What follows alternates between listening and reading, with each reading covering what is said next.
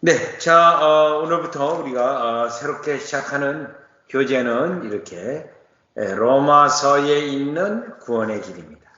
로마 신약 성경에서 가장 중요한 책, 기본적인 책으로는 우리가 요한복음하고 로마서를 드는데, 요한복음은 삼위 하나님의 구원의 방식에 대하여 복음서 가운데 가장 교리적인 책으로서 또 우리에게 주어졌기 때문에 요한복음을 우리가 삼위 하나님의 구원 사역의 관점에서 최고의 책입니다. 요한복음 자체가 전도할 때 최고의 책이고요.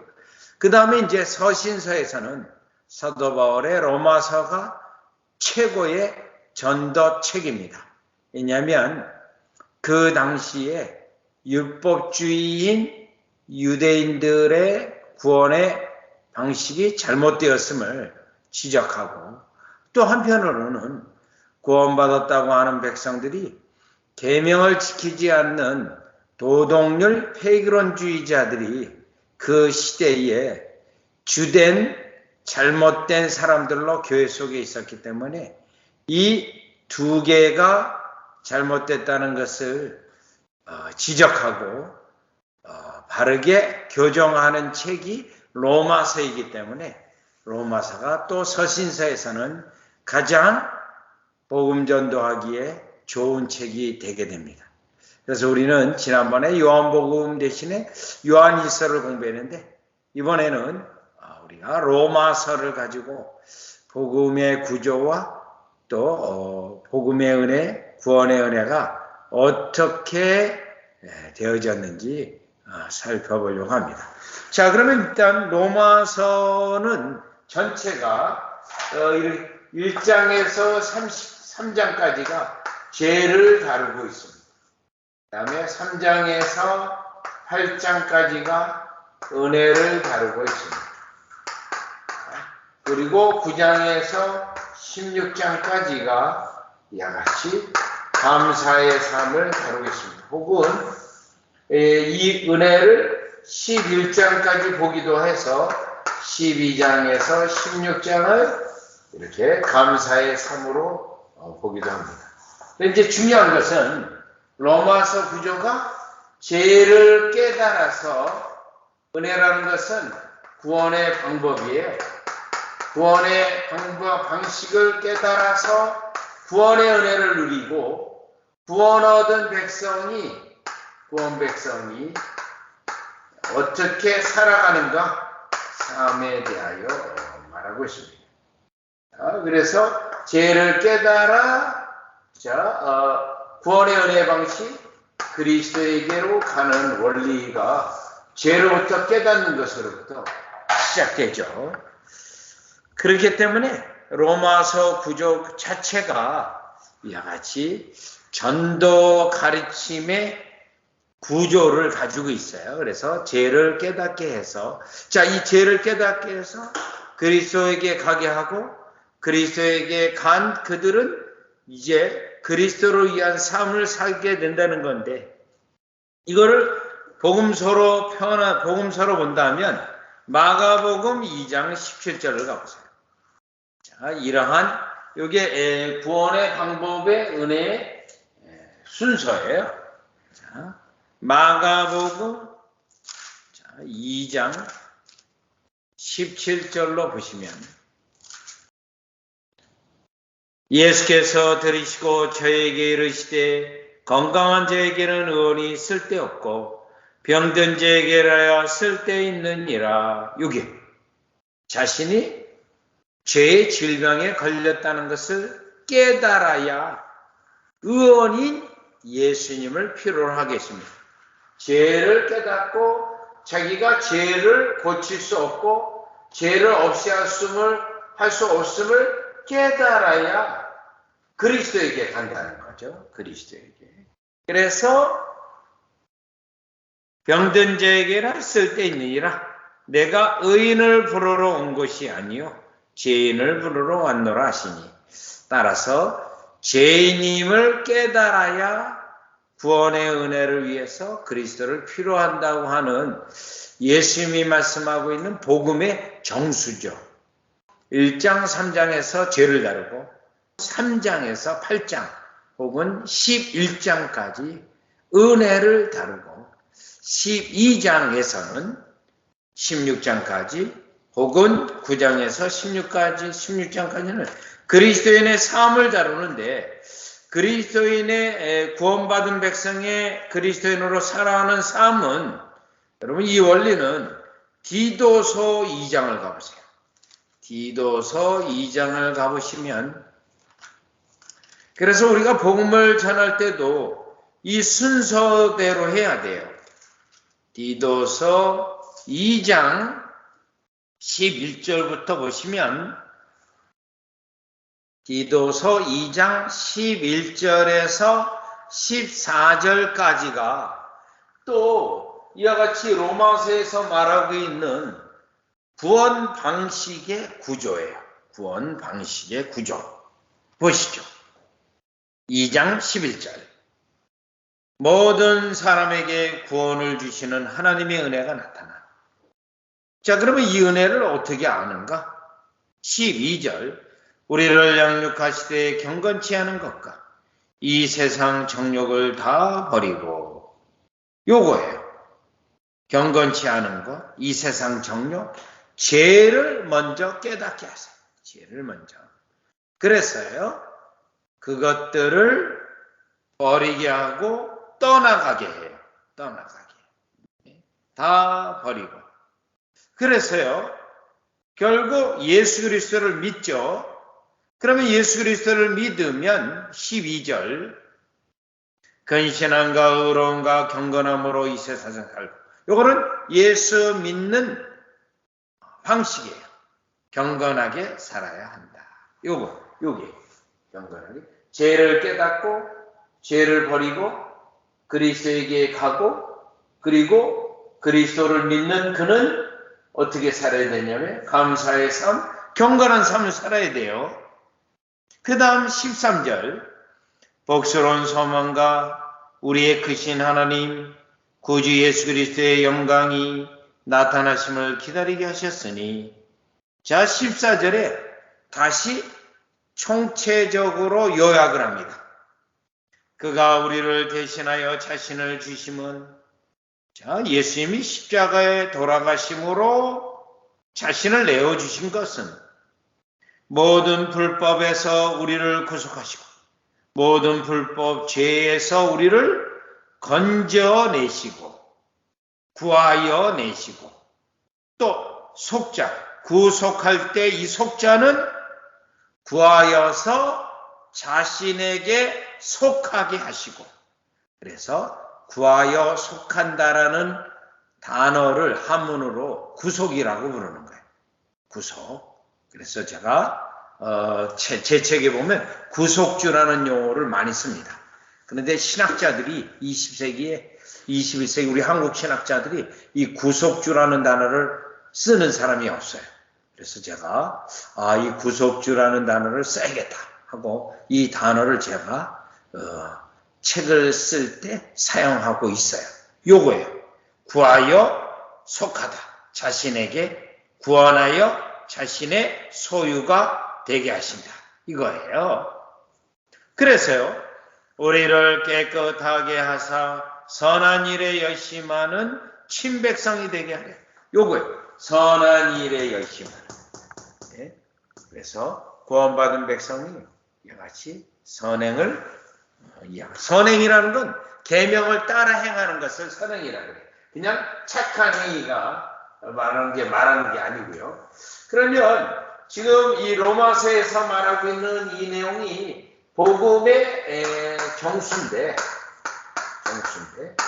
그러면 왜 로마서는 이 내용을 하고 있냐면 율법을 지켜서 구원받으려고 하는 율법주의자들 유대인들이 바로 자 이들이 어떻게 돼요? 잘못됐다는 것을 설명합니다. 자, 왜냐하면 우리가 율법을 지켜서 구원받을 수 없고 오히려 율법을 통해서는 죄를 깨달아 그리스도에게 갈 수밖에 없다라는 걸 설명하는 거예요. 네? 이 부분이 또 한편으로는 구원받은 백성이 감사의 삶을 사는데 이거는 계명을 지켜 행하는 거예요. 네. 계명을 지켜 행하는 건데 그러면 이 부분은요. 구원받은 백성은 율법 안 지켜도 된다. 계명 안 지켜도 된다. 라고 말하는 도덕률 폐결론주의자들이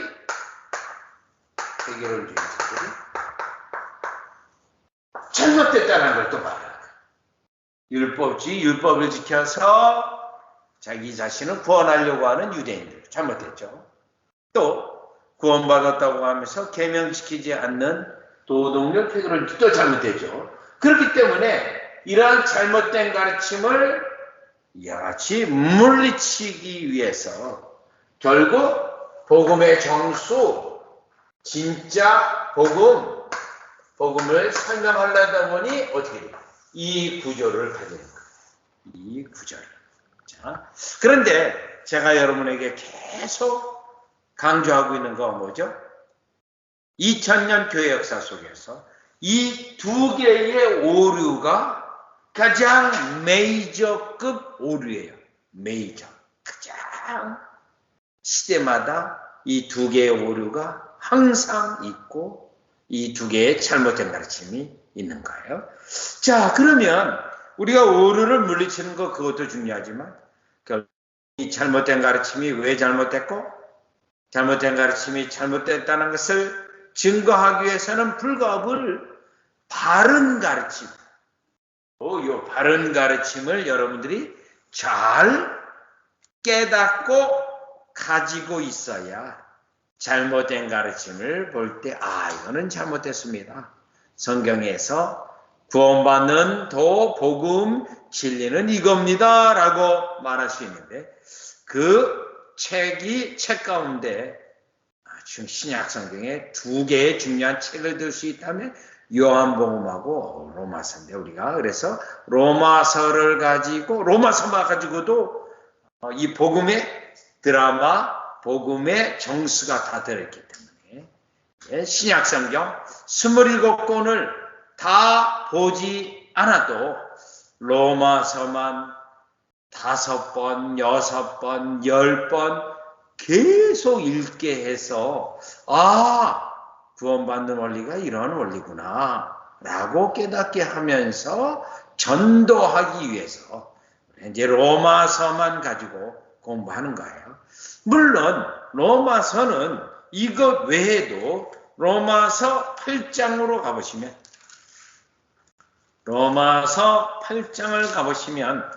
로마서가 또 중요한 게 뭐냐면요. 실제로 이거는 복음의 구조예요. 복음의 정수의 구조. 그런데 한편으로는 실제로 어떻게 실제로 구원의 은혜가 어떻게 일어나는가? 이것도 잘 설명하고 있어요. 실제로 우리에게 구원이 어떻게 일어나는가? 자, 로마서 8장 29절. 8장 29절, 30절.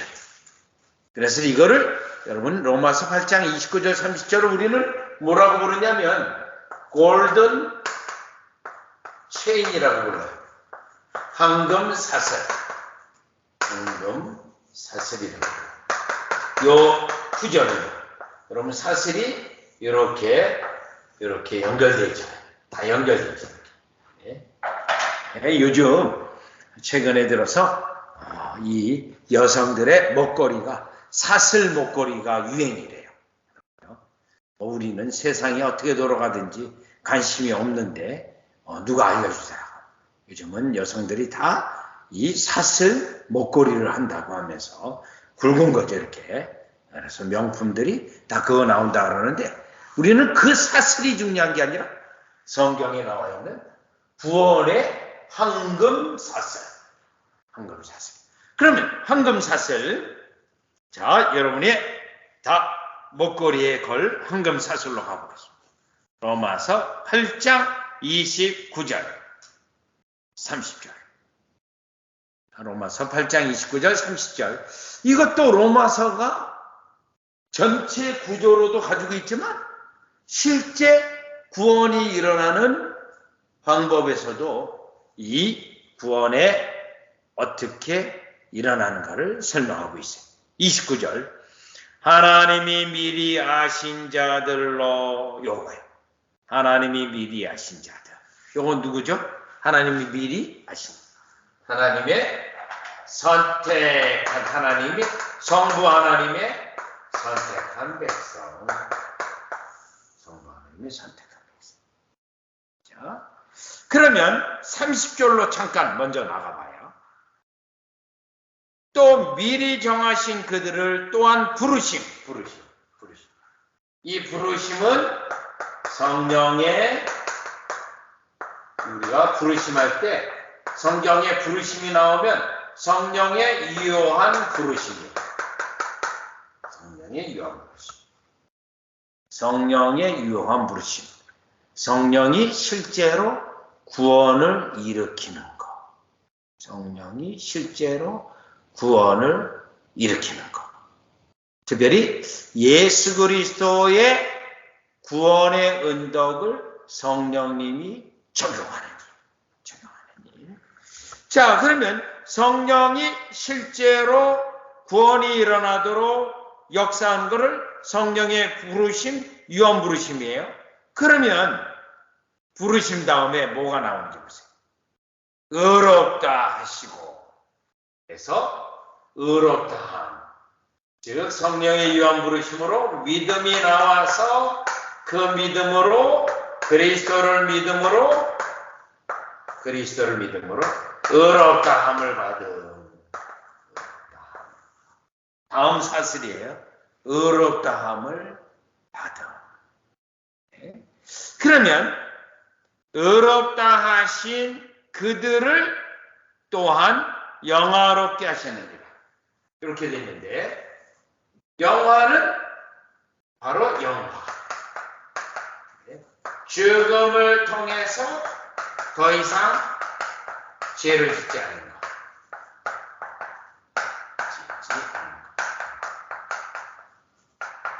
그러면 제가 여기 한 칸이 빠져 있어요. 한 사슬이 여기 있는데 그거는 29절에 있어요.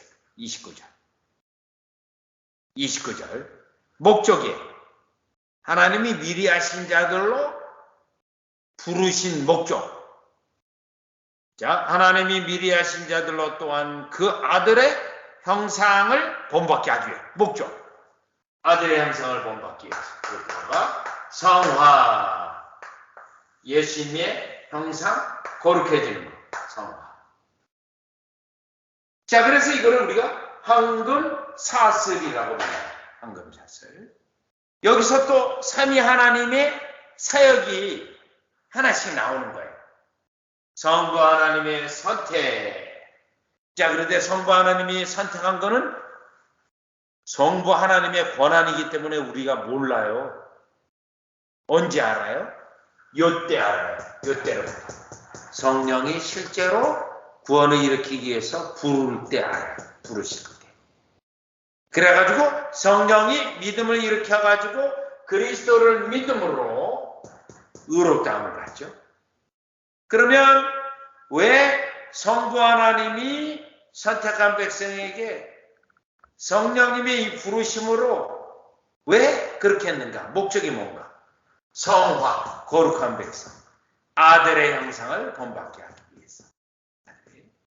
그리고요, 그 아들의 형상을 본받는 그들이 거룩함을 추구하다가 죽음을 맞이하게 되면 더 이상 죄를 짓지 않는 영혼의 상태죠.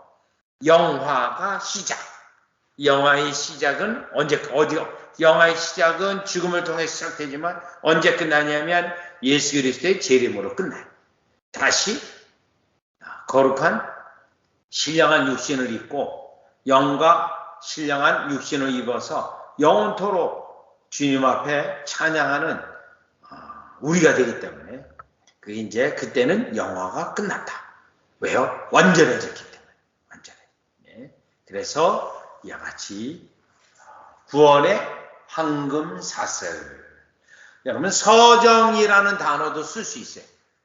구원의 순서라는 단어를 쓸 수 있는데 구원의 서정, 순서라는 단어를 쓸 수 있는데 여러분 요거를 우리가 황금 사슬이라고 부릅니다. 그래서 선택, 유효한 부르심, 칭의, 성화, 영화 그렇게 해서 5개의 황금 사슬을 또 로마서 8장이 설명하고 있기 때문에 로마서 요 8장이 로마서 1장에서 16장 가운데 가장 다이아몬드 이 협띠를 보면 버클이 있잖아요. 버클. 가장 이 버클 앞에 뭐라 그러죠? 그 버클을 앞에 행심. 여러분 반지를 보면 반지에 그 다이아몬드 탁 가운데 있는 거. 네, 링 가운데 있는 거. 또 목걸이를 이렇게 한다면 가운데 딱 이렇게 보석이 붙어 있는 그거가 로마서 8장에 해당이 되어집니다. 8장이요. 그래서 여러분들이 나는 구원의 황금 목걸이를 하고 있어요. 구원의 황금 목걸이. 그래서 가운데 보석이 로마서 8장인데 로마서를 8장을 가지고 있는데 29절 30절이 선택, 유효한 부르심, 칭의, 성화 그리고 영화라고 하는 황금사슬이 로마서에 말하고 있다. 여러분 제가 이렇게 계속 강조하는 게 때때로 반복이 되어져요. 이 반복되어지는 건 여러모로 이제 자연적으로 외워지게 하고 성경 전체의 중요한 교리를 기억나게 하고 외워지게 하는 것인데요.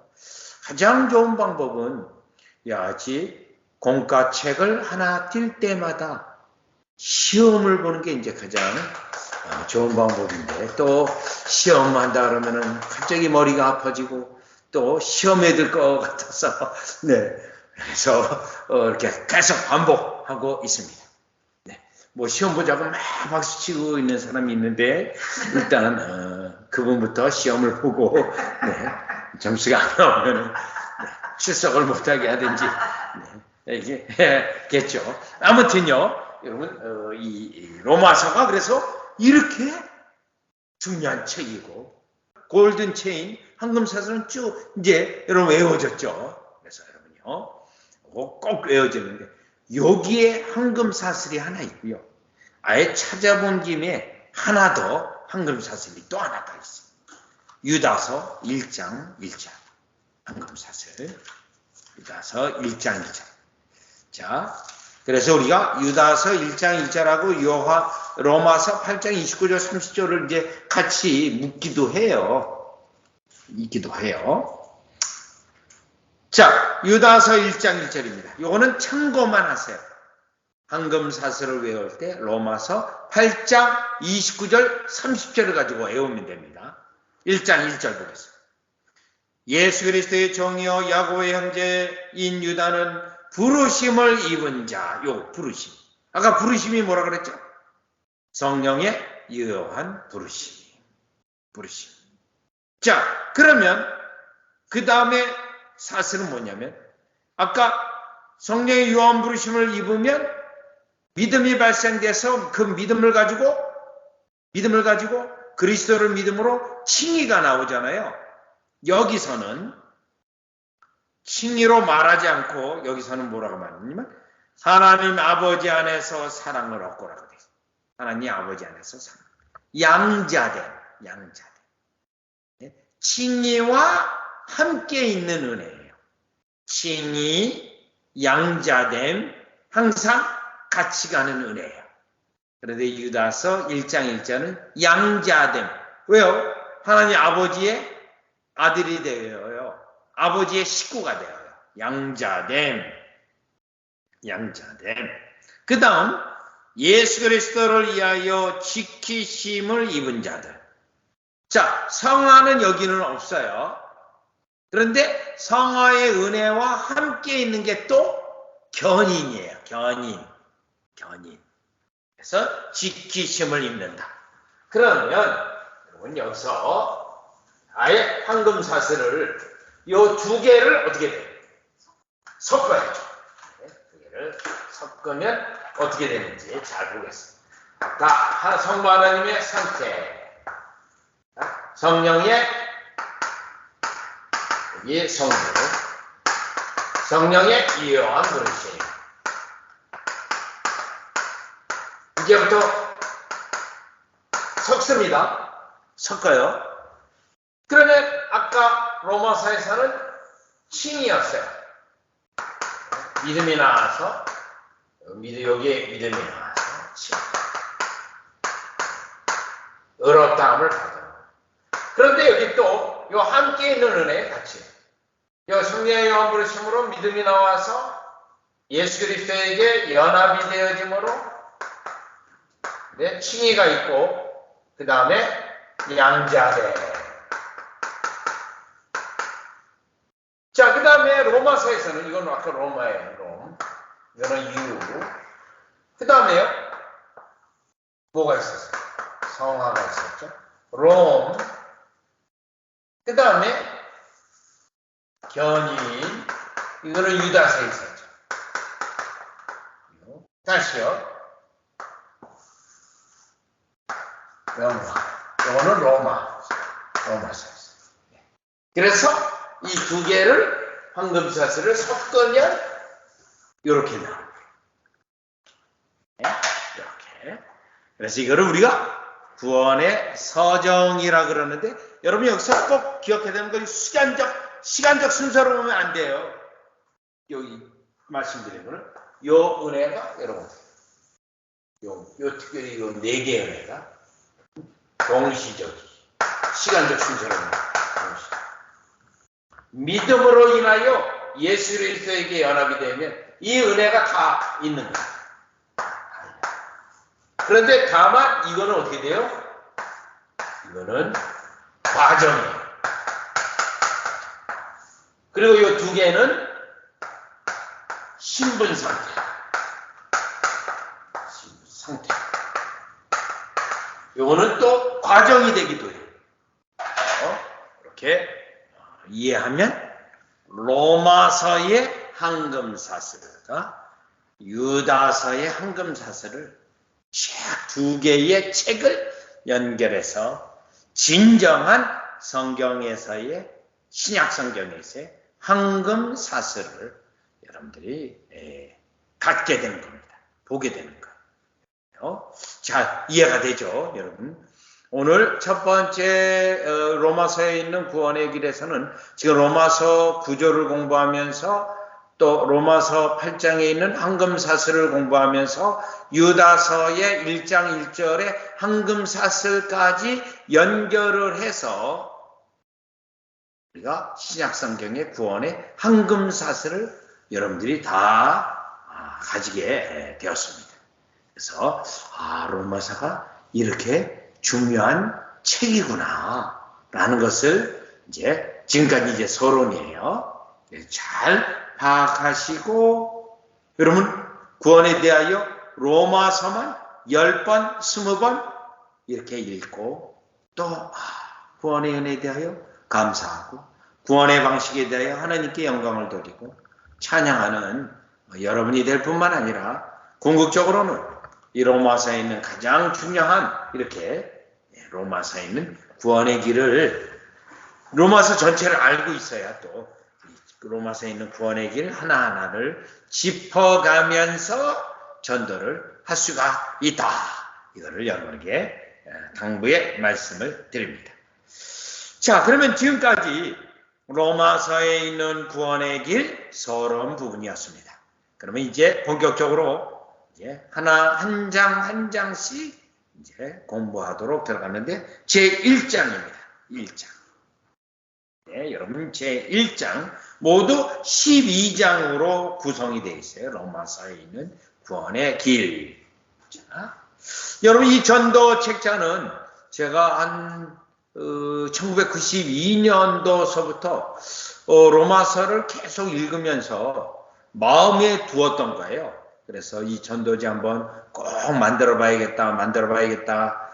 그러고 드디어 이제 작품이 나왔는데 30년 걸렸네요. 30년. 생각을 하고 실제화된 건 이제 30년 됐는데 이런 전도 책자는 사실 우리의 한국 교회나 미국 교회나 전 세계 교회에 없습니다.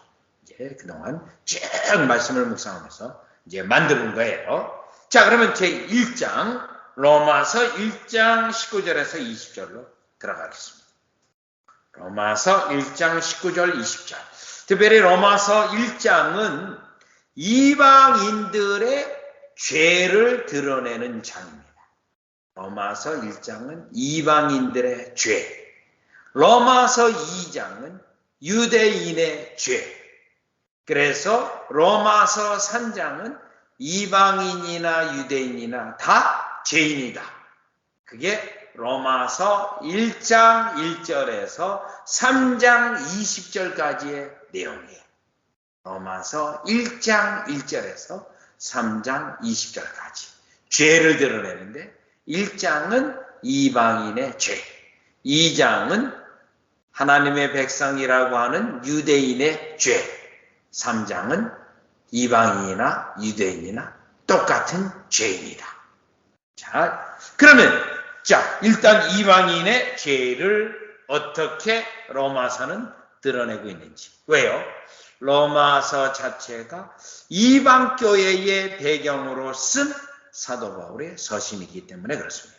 그리고 사도 바울은 이방인이나 유대인이나 다 전도 대상자인데 본인이 유대인이기 때문에 그가 이방인의 이방인의 사도지만 그래서 이방 교회를 다 감독하는 책임이 있어요. 그는 유대인이기 때문에 유대인들에게도 이제 복음을 전했다는 건데, 자, 일단 사도 바울 한번 가보면 사도행전 9장. 사도행전 9장을 가보겠습니다. 사도행전 9장. 15절이요. 하나님이 아나니아에게, 여기 아나니아는 선지자예요. 그에게 준 계시예요. 바울이 누군가, 그가 무슨 일을 할 건가. 15절. 주께서 가라사대 가라.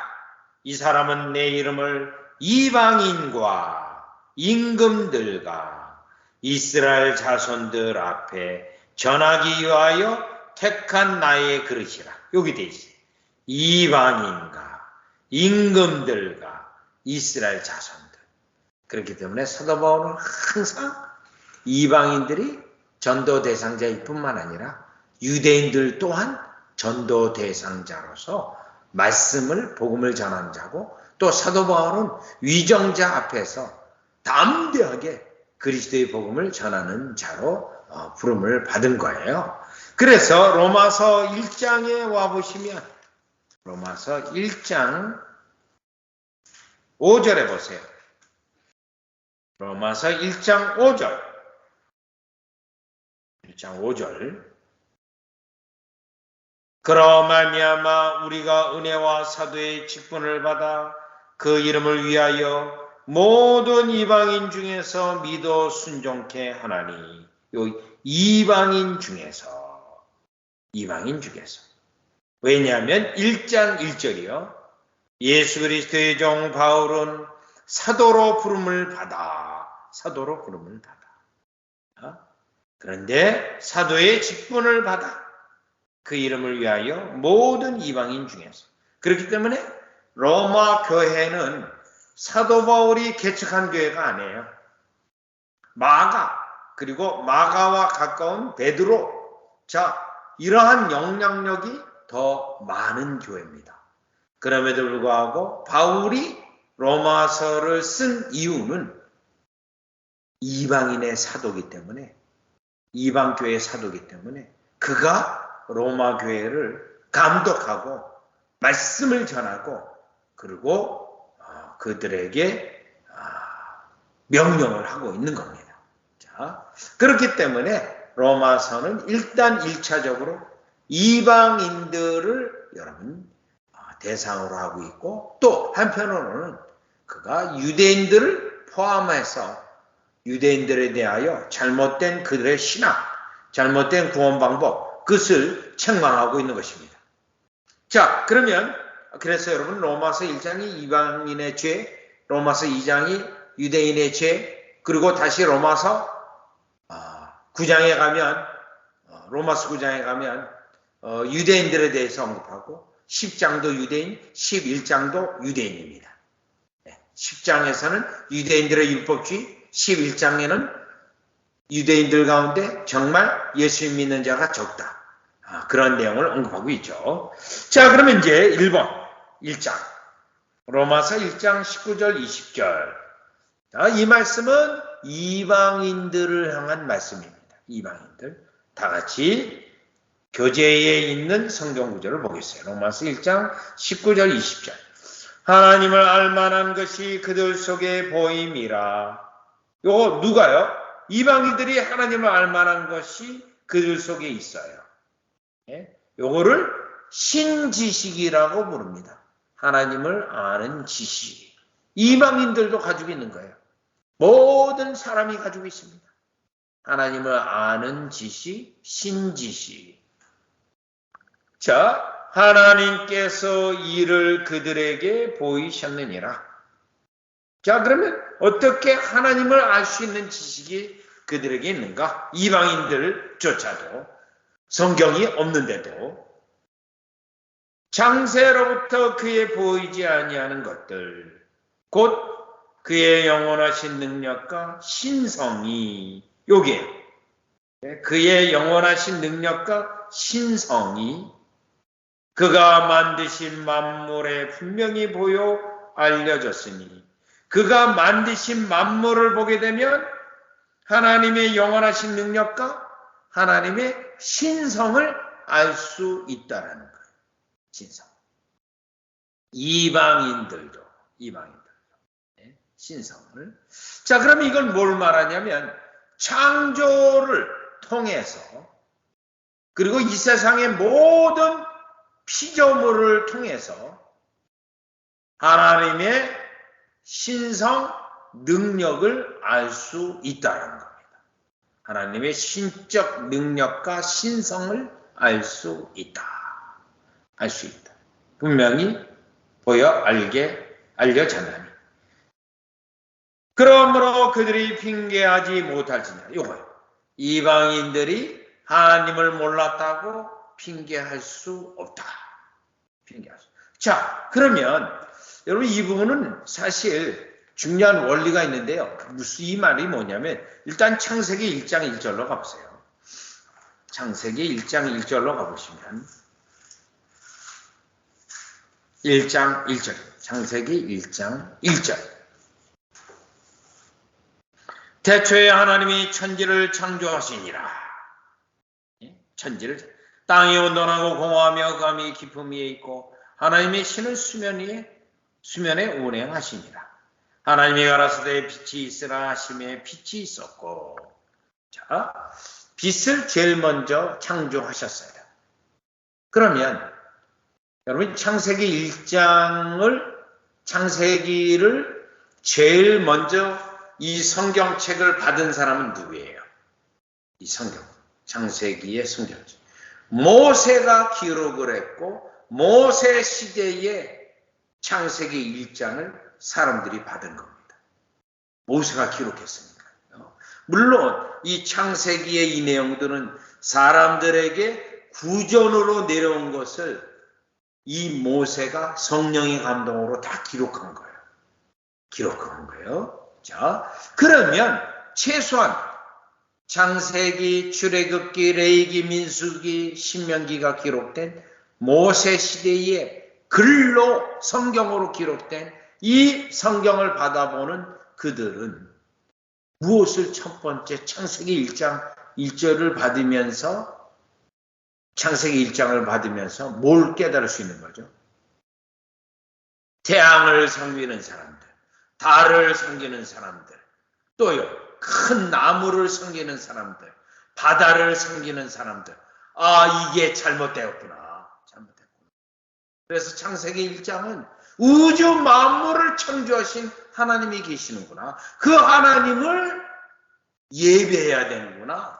이걸 알 수 있어요. 왜냐하면 2장, 창세기 2장을 가보세요. 2장 1절, 2절, 3절. 천지와 만물이 다 이루니라.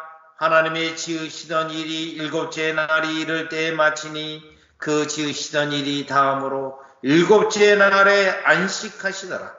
하나님이 일곱째 날을 복주사 거룩하게 하셨으니 이는 하나님이 그 창조하시며 만드시던 모든 일을 마치시고 이 날에 안식하셨습니다. 2장 3절은 뭐죠? 모든 창조를 다 마치시고 일곱째 날을 안식일로 제정하셨어요. 안식일은 무슨 날이에요? 예배하는 날. 예배하는. 자, 그래서 창조를 통해서 사람들은 마땅히 무엇을 제일 먼저 해야 돼요? 창조자 하나님을 예배하는 거예요. 창조자. 그래서 창세기 1장과 2장을 보면 우리가 해와 달, 나무, 짐승 이런 피조물을 예배할 거가 아니라 우주 만물을 만드신 창조주 하나님이 있으니 그 하나님을 예배해야 된다.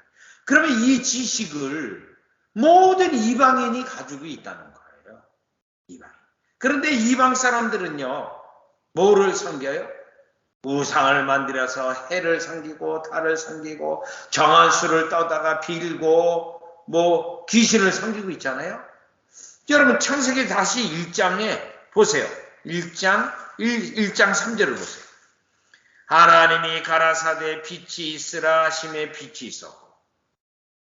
과학자들은 우리에게 있는 빛이 태양이 있어서 달이 있어서 빛이 있는 것으로 생각해요. 그러면 지금 첫째 날이요. 태양이 있습니까? 없습니까? 없습니다. 달이 있습니까? 없습니까? 없습니다. 그런데 빛이 있어요. 빛이 있어요. 여러분, 오늘날 현대 과학을 완전히 뒤집는 말씀이에요. 뒤집는 말씀. 태양이 있어서 빛이 있는 게 아니에요. 하나님이 빛을 창조하셨기 때문에 이 빛이 있는 겁니다. 빛이요. 여러분요.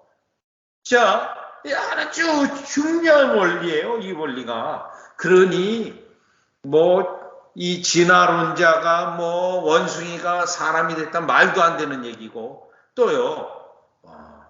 어쩌다 보니 그냥 이 우주 만물이 생겼다. 이 말이 되지 않습니다. 여러분요. 왜요? 빛을 창조하신 것에서 다 끝나요. 다 끝나요. 왜 그런지 아세요? 여러분. 화성, 목성, 금성 이런 건 우리가 갈 수도 없어요. 도달할 수도 없어요. 빛으로 몇 억 광년으로 빛의 속도로 몇 억 광년이 걸린다는 거예요. 빛의 속도. 그런데 하나님은 빛이 있으라 하시니 빛을 창조하셨다는 거예요. 그러니 과학을 가지고 하나님이 있다 없다 어리석은 것입니다. 그래서 창세기 1장 1절에서 1장 3절로 넘어갈 때 모든 어리석은 인생들, 과학을 믿으면서 하나님이 있느니 없느니 하는 인생들에게 단번에 그들의 이불을 다물게 하는 하나님의 말씀이죠. 그런데 모든 인간은 알 수 있다는 하나님을 알 만한 이와 같은 만물의 이와 같은 창조주 하나님의 신적 존재가 지었다라는 것을 능력을 분명히 만물을 보면서 안다라는 거예요. 자, 그렇다면 시편 8편으로 가보겠습니다. 시편 8편으로 가보겠습니다. 시편 8편으로 다시 가보겠습니다. 그러니 제가 여러분 지금 말씀드린 것만으로도 충분히 창조론 어쩌고 진화론 어쩌고 저쩌고 다 여러분이 단번에 물리치는 거예요. 보시죠. 시편 8편 1절이요. 8편 1절. 여호와 우리 주여 주의 이름이 온 땅에 어찌 그리 아름다운지요. 주의 영광을 하늘 위에 두셨나이다. 주의 영광을 하늘 위에 두었다. 여러분 하늘 보좌가 하나님이 계신 곳이 어디 있습니까? 하늘 위에, 셋째 하늘에 있어요. 셋째 하늘에. 셋째 하늘에. 우리가 도달할 수 있습니까? 없습니까? 못해요. 그렇기 때문에 시편 기자가 하늘 위에 있다. 또 사도 바울은 삼층천, 하늘 위에 있다. 그 다음에요. 3절. 주의 손가락으로 만드신 주의 하늘과 주의 손가락으로 만드신 주의 하늘. 주의 베풀어 두신 달과 별들을 내가 보니. 여러분, 하늘, 또 달, 별들. 7절. 모든 우양과 들짐승이며 8절. 공중의 새와 바다의 어족과 해로에 다니는 것이니이다. 이게 다 주님이 만듭니다. 주님의 만드시다. 주님. 네. 자, 주님만. 이걸 볼 때 제가 어제 아침에요. 이 앞에 앞마당에 이 참새가 어떻게 부딪혀서 떨어졌는지 이렇게 떨어져 있더라고요. 참새가 죽었더라고요. 그래서 그 참새를 이렇게 잘 흙 있는 데 이제 갖다 하려고 하는데 너무너무 가볍더라고요. 그래서 이야, 이 피조물은 어떻게 이렇게 가벼운가? 그러면서 생각하기를, 그러니까 이 바람도 싹 날고 이렇게 하는 거구나. 그리고 이 새들 뼈는 이 뼈 안에 다 비어 있다는 거 아니겠어요? 그와 같은 미물에다가도 그와 같은 창조의 능력과 아주 놀라운 하나님의 지혜가 있지 않습니까? 그래서 시편 8편이 어찌 우주 만물을 보고 창조주 하나님을 찬송하지 않겠느냐. 이 말이죠. 창조주 하나님. 자, 그러면서요, 여러분, 지금 로마서, 지금 우리가 1장을 보고 있는데요. 로마서 2장을 한번 가보겠습니다. 로마서 2장. 하나 더 가보면, 자, 로마서 2장을 가보면, 자, 이 로마서 2장이에요. 14절. 로마서 2장 14절. 율법 없는 이방인. 자, 첫 번째 지금 로마서 1장에는 창조를 통해서 신성, 하나님의 능력을 알 수 있다. 이거예요. 지금 2장 15절에 14절에 15절로 가보면 율법 없는 이방인이, 여러분 율법이 없어요. 이방인이요. 본성으로 율법의 일을 행할 때는 이 사람은 율법이 없어도 자기가 자기에게 율법이 되나니 이런 이들은 그 양심이 증거가 되어 그 생각들이 서로 혹은 송사하며 혹은 변명하여 그 마음에 새긴 율법의 행위를 나타내요. 그러면 이방인에게도 율법이 마음에 새겨져 있어요. 이거를 자연법이라 그래요. 그리고 자연법이 그렇기 때문에 하나님을 모르는 저 아마존의 아프리카의 토착 원주민에게도 가보면 도적질하지 말라 같은 법이 있어요. 그들에게 도덕법이 있어요. 간음하지 말라, 그 살인하지 말라, 그런 법이 그들에게 있습니다. 뭐 십계명을 본 적도 없는데 그들에게 있는 거예요. 그 법이. 그 왜 있냐면요, 마음에 새겨져 있어요. 이 자연법이. 그런데 그 마음에 새겨진 자연법과 함께 사람의 마음에 뭐가 있습니까? 지금 2장 14절 15절. 이방인이라 할지라도 이방인에게도 양심이 있어요. 양심. 그렇기 때문에 여러분, 자, 아까 창조를 통해서 하나님의 신적 존재, 신성, 능력, 신적 존재가 있다는 거.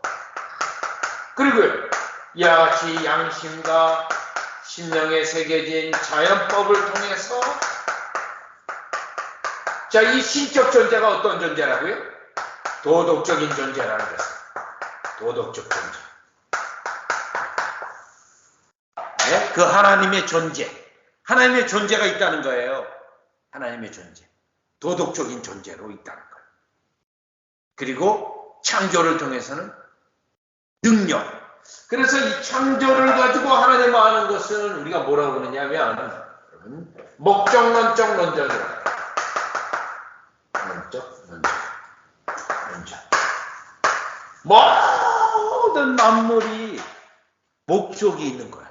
여러분에게 있는 이 눈썹이 땀이 흘리면 싹 흘러가서 눈이 따갑지 않게. 빗물이 내려도 싹. 코는요. 왜 코가 이렇게 되지 않고 밑으로 내리네? 물이 내려도 코 속으로 안 들어가도록 쭉 내려가. 코로 이렇게. 만약에 코가 위로 됐으면 비가 오면 여기다가 콧마개를 해야겠죠. 콧마개. 안 해도 돼. 이게 목적으로. 누군가가 창조하실 때 디자인을 했다. 디자인. 왜 손이 5개고 손톱이 있고 발톱이 있고. 여러분 손톱이 있어야 손에 힘이 주어져요. 이거 없으면요. 꽉 이 악력이 없는 거예요. 악력. 왜 손톱이 여기 또 하필 여기에 있는가? 아 이거 없어도 되는 거 아닌가? 여러분 아닙니다. 다 목적이 있어요. 디자인한 분이 있는 거예요. 그래서 우주 만물이 어느 날 갑자기 뻥하게 나온 게 아니라 하나님의 이 디자인을 가지고 그런데 가장 하나님이 모든 만물을 디자인해서 만들었다는 것은 사람의 인체 구조를 보면 알 수 있다. 이거죠. 사람의 인체 구조를 보면 디자인하신 하나님 창조자 하나님이 있다.